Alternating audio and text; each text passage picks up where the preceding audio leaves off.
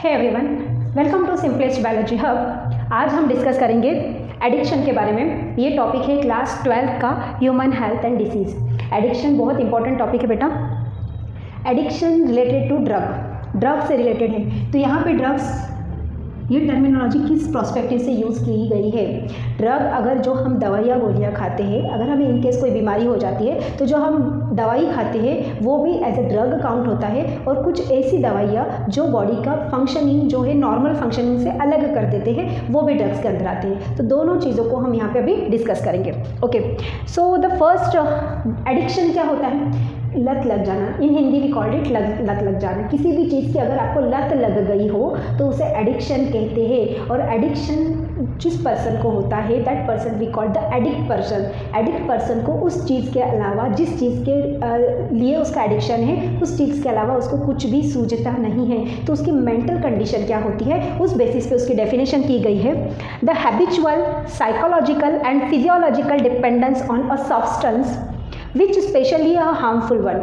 ऐसा कोई भी सब्सटेंस जो हैबिचुअली आपको हार्म पहुंचा रहा है, साइकोलॉजिकली हार्म कर रहा है या फिजियोलॉजिकली हार्म कर रहा है, तो ऐसे किसी भी सब्सटेंस के लिए अगर कोई पर्सन एडिक्ट हो जाता है, दैट पर्सन, दैट सब्सटेंस की जो लत लगती है उसे that we call the addiction. उस पर्सन जो सब्सटेंस की उसको आदत हो जाती है, that we call the addiction. So addiction में क्या आएगा, यहाँ पे कौन सी चीज़ें आपको बताई गई हैं। तो यहाँ पे आपको है smoking, drinking alcohol and taking drugs. ये कैटेगरी आती है एडिक्शन के अंदर। तो टाइप्स ऑफ एडिक्शन, कितने तरह के एडिक्शन होते हैं? 3 तरह के एडिक्शन आपके एनसीईआरटी में दिए है बेटा। Tobacco addiction, alcohol addiction and drug addiction. Tobacco, alcohol and drugs are related to your heroin, गांजा, मॉर्फिन। ये जो एडिक्शन है इसको ड्रग एडिक्शन के अंदर रखा गया है। So firstly we discuss about the tobacco addiction. सबसे पहले हम टोबैको एडिक्शन की बात करेंगे। टोबैको एडिक्शन, टोबैको क्या है? टोबैको एक प्लांट है। तो सोर्स क्या होगा, मतलब कहाँ से मिलता है? तो ये हमें एक प्लांट से मिलता है। कौन से प्लांट से मिलता है? उस प्लांट का नाम ही है बेटा टोबैको प्लांट। और टोबैको प्लांट का बॉटनिकल नेम है निकोटिना tabacum. The botanical name of the tobacco plant is Nicotina tobacum. It is annual herb. ये आपका एनुअल हर्ब है बेटा। एनुअल हर्ब मतलब साल में 2-3 बार खेती हो जाएगी। और फैमिली, कौन से फैमिली से बिलोंग करता है? ये फैमिली से बिलोंग करता है सोलेनेसी। सोलेनेसी जो हमारी पोटैटो की फैमिली है, ब्रिंजल की फैमिली है। सो पोटैटो एंड ब्रिंजल की फैमिली से बिलोंग करता है। मोड ऑफ यूज़, किस फॉर्म में हम उसका यूज़ करते हैं, किस किस फॉर्म में यूज़ किया जाता है? उसका यूजिंग स्मोकिंग के लिए यूज़ होता है। स्मोकिंग कौन सी चीज़ है? सिगार, सिगारेट और बीड़ी, इस फॉर्म में यूज़ होता है। स्मोकिंग का सिगार, सिगारेट और बीड़ी, डिफरेंस क्या है? सिगार और बीड़ी जो टोबैको की लीव्स रहती है, टोबैको लीव्स के अंदर ही टोबैको लीव्स का जो मटेरियल्स है उसको, उसके जो पत्तों का चूरा है बेटा, उस टोबैको लीफ के अंदर ही रैप किया जाता है। उस रैप्ड मटेरियल को स्मोक किया जाता है, तो वो सिगार और बीड़ी के अंदर आता है। और सिगारेट में टोबैको के लीव्स का जो पाउडर होता है, टोबैको लीव्स मोटा मोटा से जो पाउडर होता है वो उसका कागज के साथ लपेट के उसका स्ट्रक्चर बनाया जाता है, सिगारेट जैसा स्ट्रक्चर बनाया जाता है, तो वो सिगारेट कहलाता है। हल्का सा डिफरेंस आता है।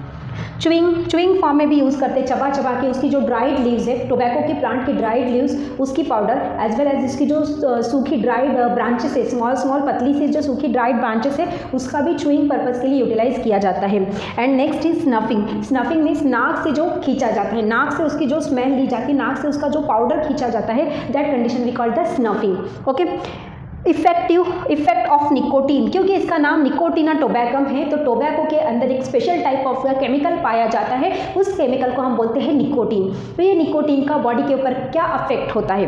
क्या अफेक्ट होता है? It stimulate the conduction of nerve impulse related to your central nervous system, related to your nervous system. मतलब ये हमारी नर्वस सिस्टम को स्टिमुलेट कर देता है, और नर्वस सिस्टम को स्टिमुलेट करेगा तो ब्रेन के पास प्रॉपर मैसेज नहीं जाएंगे। ब्रेन के पास प्रॉपर मैसेज नहीं जाएंगे तो टेम्पररी रिलैक्सेशन लगता है, क्योंकि कोई बर्डन ही नहीं, कोई बर्डन का मैसेज ब्रेन के पास जा ही नहीं रहा है, तो ब्रेन से रिटर्न मैसेज भी कहाँ पे कोई नहीं आ रहा है। रिलैक्स ऑफ द मसल्स के अंदर रिलैक्सेशन, अगर जिसको बहुत ही ज़्यादा, जिनका पेनफुल वर्क है, पेनफुल वर्क मतलब हम जो बोलेंगे कि फिजिकल वर्क अगर कोई बंदा कर रहा है तो फिजिकली क्या होते हैं, मसल्स कॉन्ट्रैक्शन रिलैक्सेशन की वजह से बहुत पेन करते हैं। तो ऐसे कंडीशन में अगर वो किसी टोबैको का च्युइंग के द्वारा, स्मोकिंग के द्वारा उसका इनटेकिंग कर रहा है तो उसकी मसल्स को रिलैक्स हो जाती है, उसकी मसल्स को रिलैक्समेंट मिलता है, तो उसको टेम्पररी ऐसा लगता है कि he is feeling very well, बहुत नाइस फील करता है। Okay, and release the adrenaline increases the heart beat and BP. ये एड्रेनलिन हार्मोन इंक्रीज करता है। Adrenaline glands located on human being kidney and that release the hormone that we called adrenaline hormone. Adrenaline hormone we called the hormone of emergency, means emergency condition में वो आपका release होता है, and जब वो release होता है तब वो आपका ब्लड प्रेशर इंक्रीज करता है, वो आपका हार्ट बीट इंक्रीज करता है, वो आपकी ऑक्सीजन कैरिंग कैपेसिटी लो कर देता है। तो ये कुछ उसके सिम्टम दिख जाते हैं। तो क्योंकि उस पर्सन को ऐसा लगता है कि बीपी हाई हो रहा है, आपका ब्लड प्रेशर रेट हाई हो रहा है, तो उसकी जो काम करने की क्षमता है वो भी बढ़ रही है, बट एक्चुअली ये कंडीशन नहीं होती है। तो एड्रेनलिन भी हार्मोन आपका रिलीज किया जाता है निकोटीन मटेरियल के द्वारा। निकोटीन क्या है? निकोटीन ऐसा केमिकल है जो टोबैको प्लांट की लीव्स के अंदर पाया जाता है।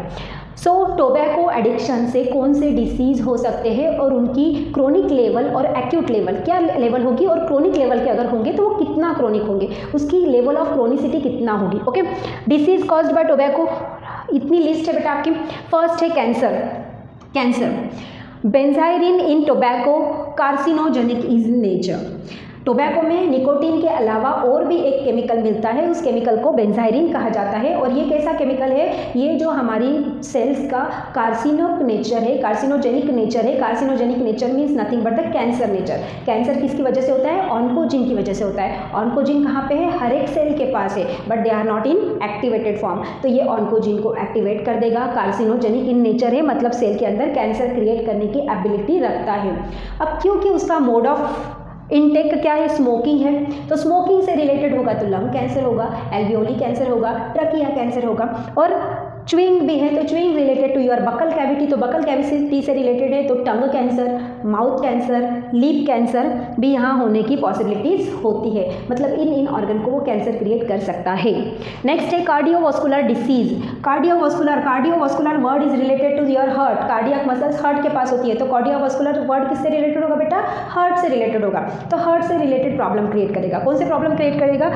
क्योंकि हमें पता है कि एड्रेनलिन हार्मोन रिलीज करता है, और एड्रेनलिन हार्मोन क्या है? स्ट्रेस हार्मोन है, ये आपका इमरजेंसी हार्मोन है, और ये हार्मोन आपका बीपी इंक्रीज करता है, हार्ट बीट इंक्रीज करता है। तो ऑब्वियसली हाई बीपी की वजह से, हाई हार्ट बीट की वजह से आपको अटैक आने की यहाँ पे पॉसिबिलिटी बढ़ जाती है। कार्डियोवास्कुलर डिसीज यहाँ पे पॉसिबिलिटी इंक्रीज हो जाती है।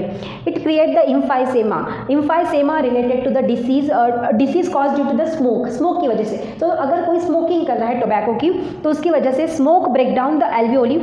एल्वियोली होती है हमारे लंग्स के अंदर, ऐसे एल्वियोली होती है जो एक्सचेंज ऑफ गैसेस करती है, कार्बन डाइऑक्साइड और ऑक्सीजन का आपस में एक्सचेंज करती है, और एल्वियोली हमारी बॉडी में ऑक्सीजन को रिलीज करे। ओके, अब ऑक्सीजन को रिलीज कर रही है, तो number of the alveoli are present in the one lungs, और धीरे धीरे आपकी एल्वियोली सपोज डैमेज होती गई बेटा, और बहुत सारी एल्वियोली बंद पड़ गई, डैमेज हो गई, तो आपका जो ऑक्सीजन कैरिंग कैपेसिटी है, ऑक्सीजन का इनटेक है लंग्स का, वो कम हो जाएगा। एल्वियोली कम हो जाएगी तो इनटेक ऑफ ऑक्सीजन भी कम हो जाएगा। ओके, इनटेक ऑफ ऑक्सीजन कम हो जाएगा, एब्सॉर्बिंग एरिया ऑफ ऑक्सीजन है वो कम हो जाएगा। एज वेल एज ये क्या करता है? Smoke create the carbon monoxide gas also, carbon dioxide prepare करता है, और कार्बन मोनोऑक्साइड की एफिनिटी आरबीसीज के पास स्ट्रांगली है। अगर कार्बन, ये आरबीसीज है, आरबीसीज के साथ अगर कार्बन मोनोऑक्साइड आपका जुड़ गया बेटा, तो ये परमानेंट कॉम्प्लेक्स बनाता है जो रिलीज नहीं होता, और परमानेंट कॉम्प्लेक्स बनाने की वजह से आरबीसीज की जो ऑक्सीजन कैरिंग कैपेसिटी है वो लेस हो जाएगी, मिनिमाइज हो जाएगी। तो यहाँ पे फिर से अगर ऑक्सीजन कैरिंग कैपेसिटी मिनिमाइज हो गई तो फिर से डिसीज कार्डियोवास्कुलर होने की पॉसिबिलिटीज होती हैं। तो ये कहलाता है आपका इम्फाइसेमा। नेक्स्ट है पल्मोनरी ट्यूबरकुलोसिस और पल्मोनरी टीबी। पल्मोनरी आर्टेरी और पल्मोनरी वेन जो हमारा एक सर्कुलेशन कंप्लीट करती है, किसके बीच का सर्कुलेशन कंप्लीट करती है? हार्ट और लंग्स के बीच का। तो हार्ट और लंग्स के बीच में जो पल्मोनरी आर्टेरी और पल्मोनरी वेन है, उसके अंदर ट्यूबरकुलोसिस टीबी क्रिएट करेगी। टीबी किसकी वजह से? Tuberculosis is the respiratory disease. ये रेस्पिरेटरी डिसीज है आपका, किसकी वजह से होगा? हुक्का और Hubble bubble. Hubble bubble means आपने जो बहुत सारी मूवीज़ में देखा होगा, पुरानी मूवीज़ में वो ऐसे हुक्का लेते हैं, जो एक बड़ा सा मटके जैसा स्ट्रक्चर रहता है, जिसके साथ टोबैको की लीव्स उसमें उबाली जाती है, और उसकी जो धुआं रहता है या उसकी जो भाप रहती है, उस भाप को इनहेल किया जाता है। तो उस इनहेलेशन के दौरान पल्मोनरी टीबी होने की पॉसिबिलिटीज़ होती है।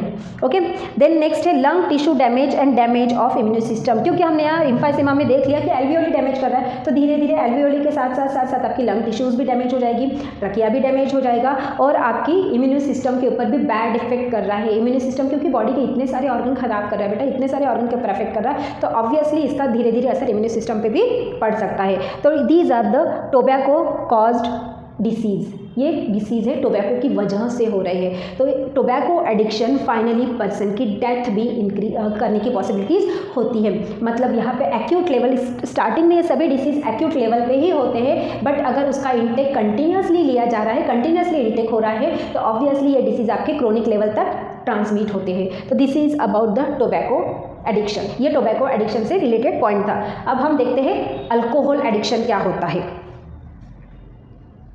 शौखियों में घोला जाए फूलों का नाम, उसमें फिर मिलाई जाए थोड़ी सी शराब। हाँ जी, अब हम शराब के बारे में बात करेंगे, that is the alcohol addiction. The next topic है हमारा alcohol addiction. Alcohol addiction source क्या है बेटा, इसका सोर्स है इथिल अल्कोहल, जिसे हम इथेनॉल भी बोलते हैं, और फॉर्मूला होता है C2H5OH। इथेनॉल आपका बनाया जाता है, किस चीज़ से बनाया जाता है? It is the product of distillation of fermented grains, fruit juice, starch with the help of yeast, saccharomyces cerevisiae. Food grain से ज्वार, गेहूँ, बाजरा, मक्का, फ्रूट जूस है आपका अंगूर, ग्रेप्स, देन योर और कौन से, ग्रेप्स के अलावा स्ट्रॉबेरीज, यस, ऐसे कुछ 2-3 मुझे याद नहीं आ रहा है अभी फिलहाल, 2-3 fruit juice, sugar cane juice, yes sugar cane juice, इनको फर्मेंटेशन किया जाता है with the help of saccharomyces cerevisiae. Saccharomyces cerevisiae is the very popular yeast, इसको जाना जाता है नेम से बेकर्स और brewers yeast. Bakers and brewers yeast मतलब जो बेकरी इंडस्ट्रीज़ में और बेवरी इंडस्ट्रीज़ में आपकी हेल्प करती है। इस ईस्ट के साथ इस फूड मटेरियल को फर्मेंट किया जाता है, और फर्मेंटेशन की प्रोसेस कितने दिनों तक चलती है, जिसके ऊपर आपका अल्कोहल प्रोडक्शन डिपेंडेंट होता है। 2 वीक के लिए, 3 वीक के लिए, 1 मंथ के लिए अगर फर्मेंटेशन, जितना पीरियड ऑफ फर्मेंटेशन इंक्रीज करेंगे, उतना concentration of the alcohol extracted from the same grains is increases. उसमें से जितना अल्कोहल एक्सट्रैक्शन है वो आपका इंक्रीज हो जाता है, ओके, कॉन्सेंट्रेशन इंक्रीज हो जाता है। तो उसके बेसिस पे अल्कोहल को अलग अलग कैटेगरीज में डिवाइड किया गया है। कौन से बेसिस पे डिवाइड गया कि उसका कॉन्सेंट्रेशन कितना है। तो अल्कोहल का कॉन्सेंट्रेशन कैसे निकाला जाता है, कैसे तय किया जाता है बेटा? सपोज आप किसी भी चीज़ को कॉन्सेंट्रेट बनानी है, मतलब उस चीज़ का 100% लेते हैं। सपोज़ मुझे अल्कोहल प्योर बनाना है, 100% अल्कोहल लेंगे, ओके।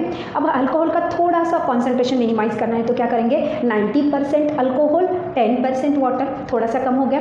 देन 80% अल्कोहल, 20% वाटर, और कम हो गया। 70% अल्कोहल, 30% वाटर, और कम हो गया। फाइनली हमने क्या किया? उसको उल्टा किया, 70% वाटर एंड 30% अल्कोहल, तो बहुत ही डाइल्यूट होता गया।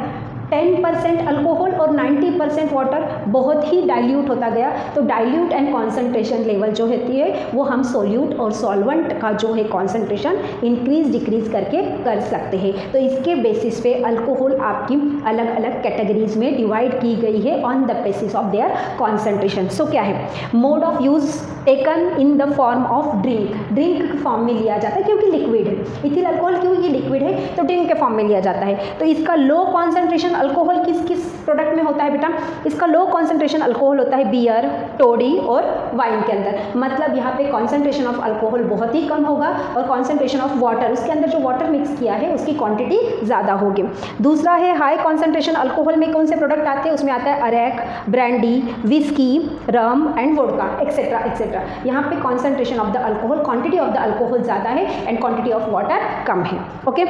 Addiction of the alcohol is called alcoholism. यह इंपॉर्टेंट पॉइंट है, यहाँ पे कभी MCQ आने की पॉसिबिलिटी है। एडिक्शन, अल्कोहल एडिक्शन को क्या कहा जाता है? अल्कोहल एडिक्शन को अल्कोहलिज्म कहा जाता है। ये कहा जाता है भाई उसको, ओके। सो इफेक्ट, क्या इफ़ेक्ट होते हैं उसके पर्सन के, जो पर्सन एडिक्टेड है उस पर्सन के ऊपर क्या इफ़ेक्ट होंगे, उसके उस फैमिली, उसके पर्सन की फैमिली के ऊपर क्या इफ़ेक्ट होंगे, उसके सोशल लाइफ पर क्या इफ़ेक्ट होंगे या सोशल थिंग के ऊपर उसका ओवरऑल क्या इफ़ेक्ट होगा। ये सभी चीज़ें अल्कोहल के इफ़ेक्ट के अंदर आती हैं।